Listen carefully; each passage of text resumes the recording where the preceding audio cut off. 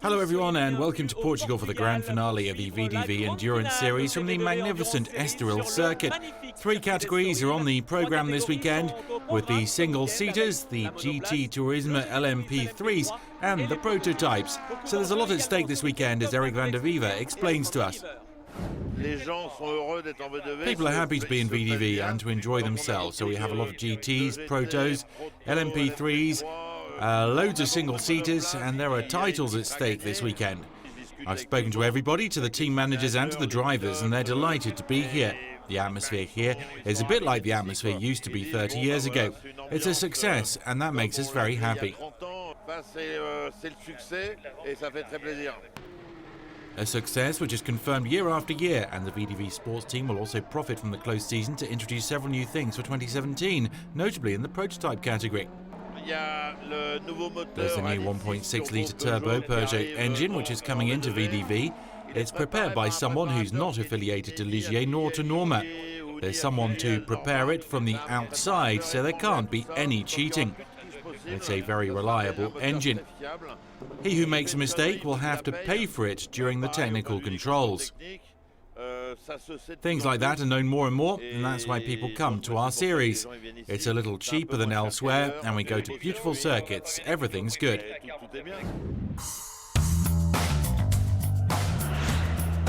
Situated 30 kilometres from Lisbon in the south of Portugal, the Autodromo Fernando Pires de Silva has welcomed VDV Endurance Series since 2006.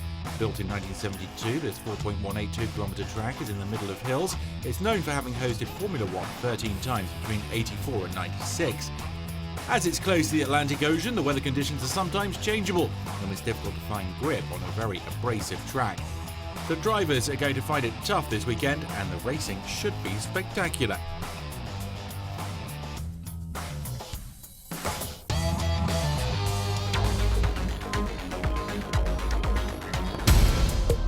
The last race of the year for the single-seater drivers. The stakes simple for the leader Alex Peroni, finish in front of his rival Gilles Heriot in order to take the 2016 crown. But from Saturday morning, the rain turns up at the Autodromo do Estoril, making it impossible for the 2 races to go ahead as normal. Stopped by red flags, both races see Alex Peroni declared the winner. At the age of only 16, the Australian wins the title from Gilles Heriot, to the great delight of the TS Corse team. These conditions are always difficult for the driver and the engineer, but I did the Euro Cup a couple of weeks ago and it was the same conditions, so I felt quite confident coming in that I can drive in these changeable conditions, but yeah, happy to come away for the championship for sure. What do you think about the VDV and what are your expectations for 2017?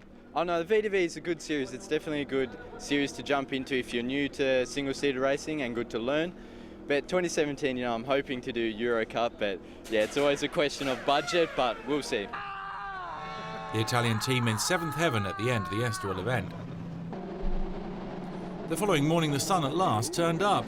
The new single-seater champion Alex Peroni again started on pole from the Dutchman Rinus van Kampthout and the Frenchman Antoine Robert. In the gentleman category, the title will be decided between 3 drivers, Le Breton, Christophe Erni and Pietro Peccinini, the championship leader, who's only 16th on the grid after a mechanical problem in race 2.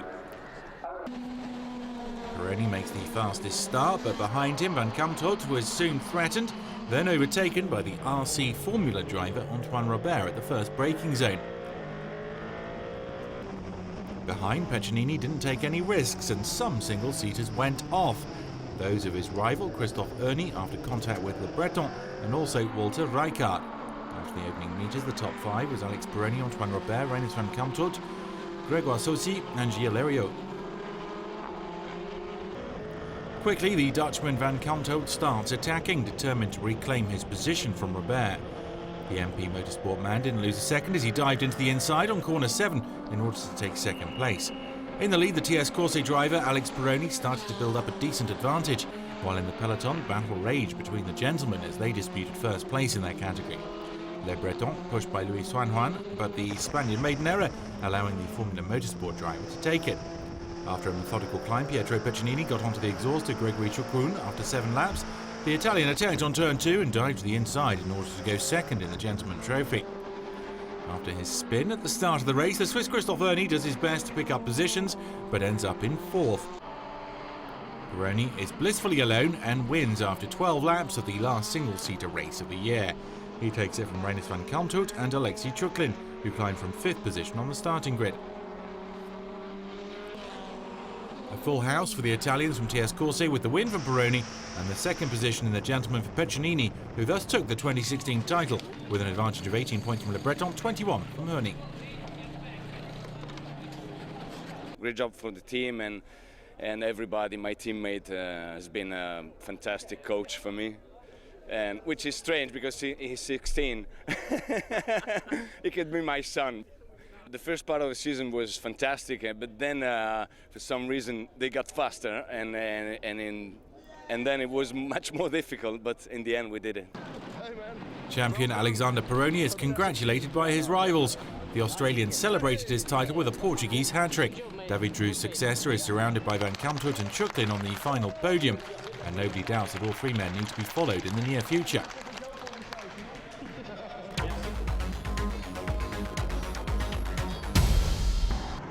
Before moving on to highlights from the GT Turismo LMP3 category, first let's discover the Estoril track with the camera strapped on board, the Ligier 48.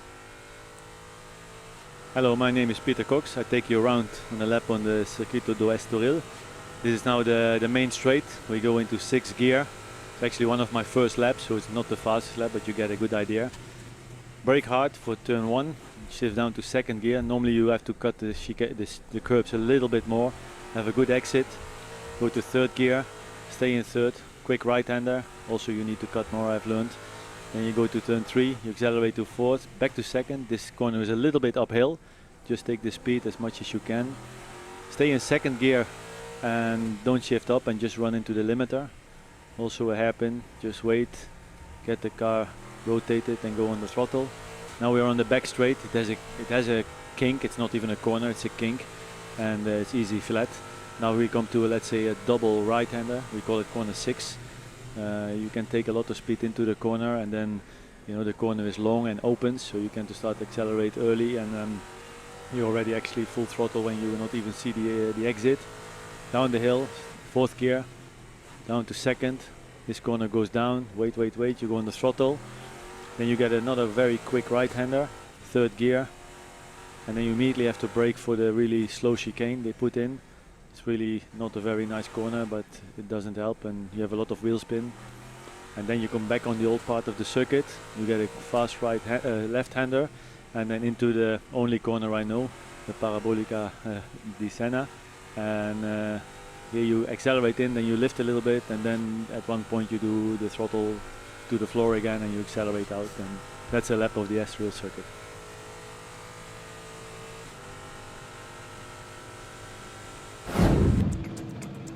8 months after the start of the season at Barcelona, the GT Turismo LMP3 PFV competitors had one last confrontation. Taking place in difficult weather conditions after a sudden shower a few minutes before the start, this Portuguese finale turned out to be more delicate than expected. The titles up for stake, suspense, and spectacular racing. A final event of 6 hours with a 1.5 coefficient. At the end of qualifying, the Ginetta 57 shone with a clocking 1:47.609 for pole in PFV. Second quickest overall pole in P3 for the 888 of Graf in front of Ligier 9 of Duquesne Engineering. The 13 of Inter-Europol competition. The P3 leaders starts down in 8th position. In GT, a clear pole position for the Ferrari 51 in front of the Porsche 76 and the 2 Ferraris of CMR by Sport Garage.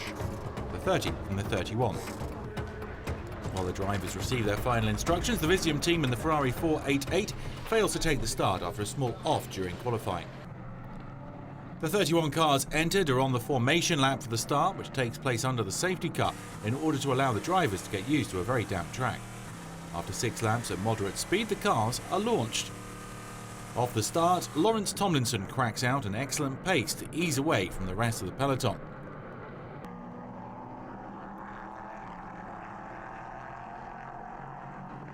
The British driver's objective is to lift the 2016 PFV title. He knows he needs to build a healthy lead. Prudent in these tricky conditions, Fabrice Rousselot holds second ahead of Gilles Duquesne, the Ligier 33 of Hasbrook Muller-Crepon, and the Ferrari 51 of Marco Zanutini being followed around by the Porsche 76.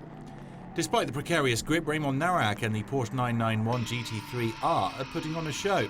The man from Normandy is a class apart and even manages to overtake the Ginetta 57 of Tomlinson in order to lead after 30 minutes of racing. Comfortable leaders in the GT category, the Porsche 76 of the IMSA Performance leads from the Ferrari AF Corse 51 and the Porsche 3 of the Racing Technology team.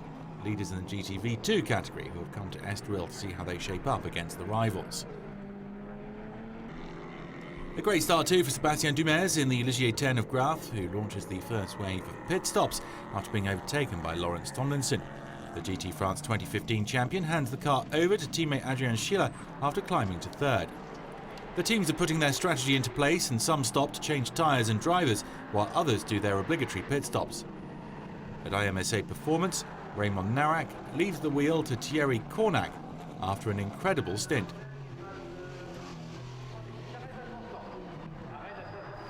We know that Estoril is difficult in the rain. We had a car that wasn't perfect in qualifying, so we did little modifications here and there, and it's obviously going in the right direction. It was important to push hard so that Thierry could get into the car in a comfortable position. We're here stress-free and to enjoy it, and that's the case today.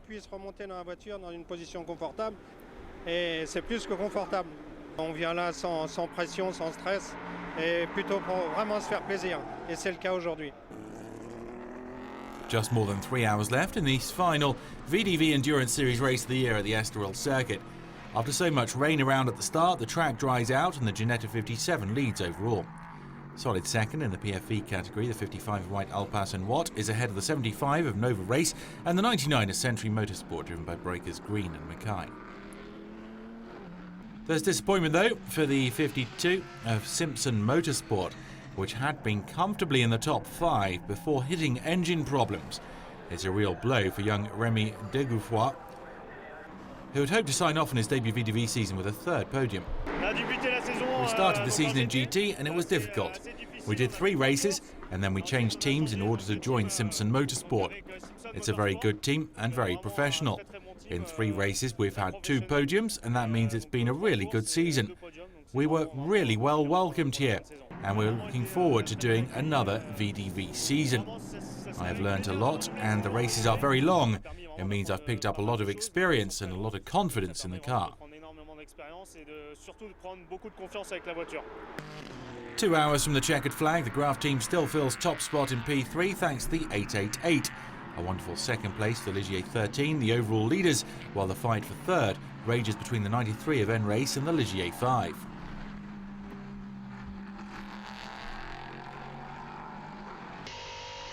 Spaniard Jaime Fuster is hot on the heels of Jordan Perrois, but can't do anything for now.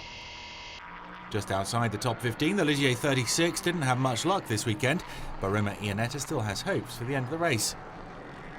We're climbing little by little, and Henning, the second driver, is currently out on track. Then I'll do the last 2 hours. I managed to get track time yesterday in free testing too, and that meant I got to know the layout. That's why I'm going to finish off the race and hopefully be able to pick up a few spots. Back to the GTs with the Porsche 76, which now has more than 5 laps over the Porsche 62 of Lorient Racing, entered in GTV2. Third place for the Ferrari 30, which makes the most of the problems of the 51 in order to get on the podium. Fourth for the Porsche 67 in front of the Renault 45, driven this weekend by Franck Thibault, Thierry Proust and Sébastien Chardonnay. The car is performing really well and it's really nice to drive. Eric van der Vieve is so passionate about what he does and he's been organising races for 20 years and more now. The organisation is very good. There's a bit of everything here. Pro drivers and gentleman drivers, a really good mix. On the track it's a bit complicated sometimes with the protos and the different categories and the difference in levels too. But the series is good and it's been around for a while. It's great. Under 25 minutes from the end, nothing's been decided in terms of the victory. The Ginetta 57 now has an advantage of under 50 seconds from the Ligier 888 of Rosselot, Trier and Capierre. As night falls, the drivers need to stay careful but keep on the attack in order to hold on to a good position. That's the case for Raymond Narak, who has taken over the wheel of the Porsche 76. Imperial's leaders in GTV1, the Cornac-Narak team, are only a lap behind the Ginetta, which leads. Fighting it out since mid-race, the Ligier's 93 and 5 are locked together. They fill 4th and 5th respectively. Unusually, the Ligier 13 is in a distant 7th position having sustained a penalty of 4 minutes, but their 4th place in the P3 category should be enough for them to take the title. Just a few metres more for the leading Ginetta to take the win at the end of this 6-hour race at Estoril. When he gets out of the car, Mike Simpson is congratulated by his teammates. Thanks to the win, Lawrence Tomlinson is the new PFV 2016 champion.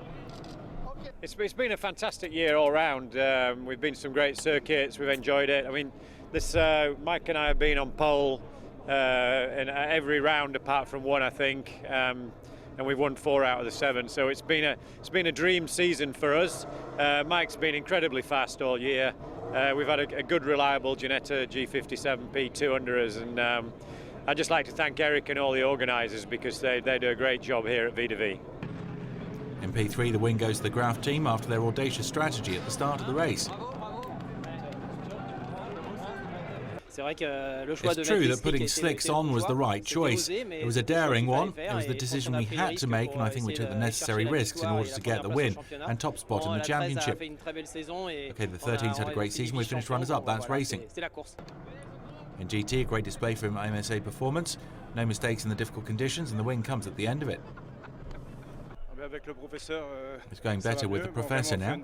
Raymond started the race so well in the rain, and after that we needed to look after the car. A lot of people went off, we looked after ours, and Raymond put in an excellent final stint. We're very happy. The podium ceremony then to honour the various winners in the class here at Estoril. A Ginetta win in PFE, Ligier in P3 and Porsche in GT.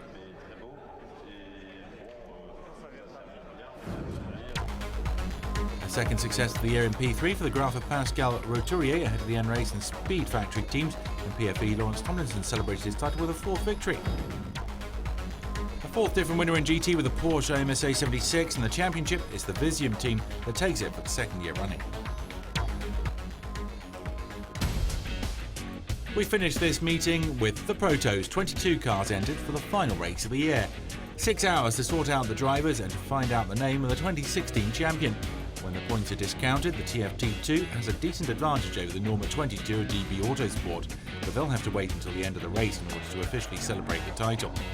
After a qualifying session disrupted by the rain, the prestige category leaders show up well, as the Norma 6 of Bazo Tirion and Caillon starts on pole, in front of the 22 of DB Autosport and the 17 of IDEX Sport Racing.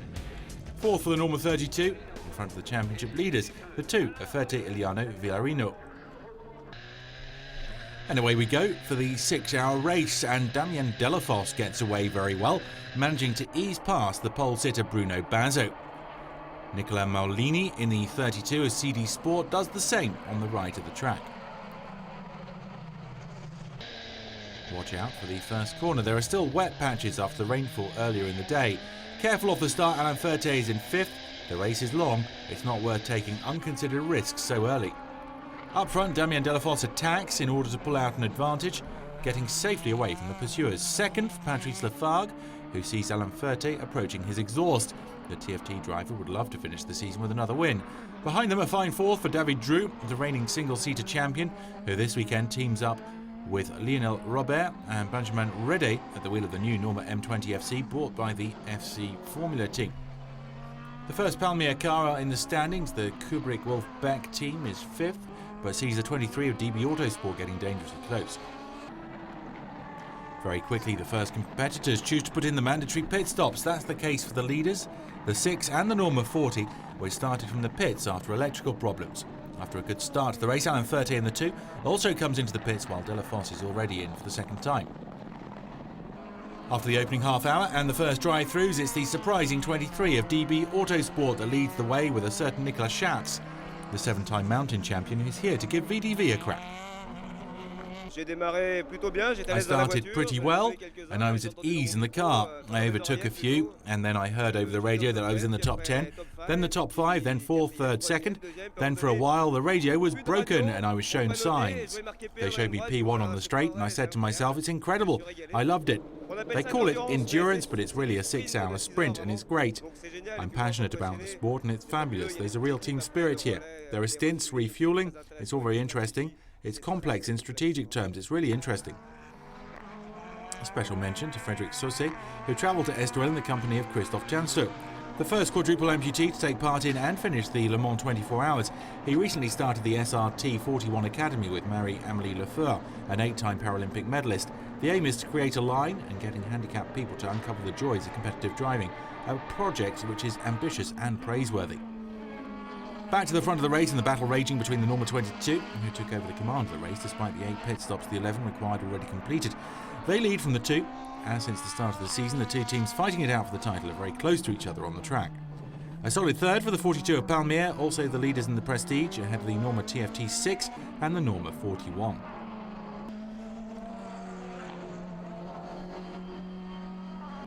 A full house for the prototypes from Norbert Santos' workshops, with 6th place overall for the 5, in front of the 43, the Tuner Genicon Girardet trio, who are here this weekend for the Portuguese Grand Finale. I love the atmosphere, I love the race format, I love endurance, I've always loved endurance. I know that the level has gone up a lot, all the gentlemen are quick, everyone's doing a great job. It's a really magnificent championship. I've always loved protos, ever since I was young, they're my favourite cars. You can't dream it better. There's drama 30 minutes from the checkered flag. Rain falls on the track and several drivers decide to change their tyres. That's the case of the 2 and the 22, but unfortunately for DB Autosport, leaders for 3 hours 30 in the race, Marc-Antoine Danilou gets caught out and is forced to abandon. The courageous Jack Wolf doesn't stop and keeps his slicks on the wet track in order to stay on the final podium if he can. After this final twist, and despite the tyres no longer being suited to the track conditions, the Norma TFT2, driven by Ander Villarino, quietly heads towards another win. The Spaniard couldn't have hoped for anything better for his birthday. Thanks to this 4th win of the year, the team of Villarino Iliano Ferte takes the title, and the Spaniard is delighted.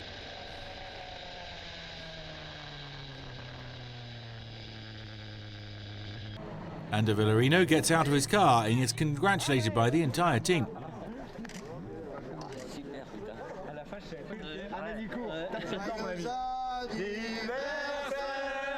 Big thank you to the TFT team for having faith in me, and also thanks Philippe and Alain for the same reasons.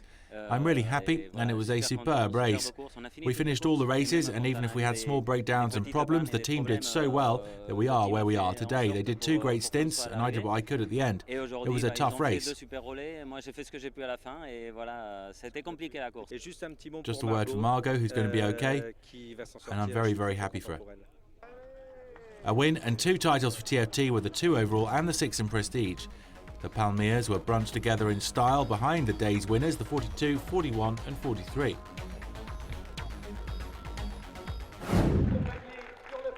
It's already the end of the 25th season of the VDV Endurance Series. Thanks to everybody for having watched this, and the next rendezvous can already be put in the diary for March 2017 on the Barcelona circuit for the first round of next season. Have a great winter, and we'll see you soon.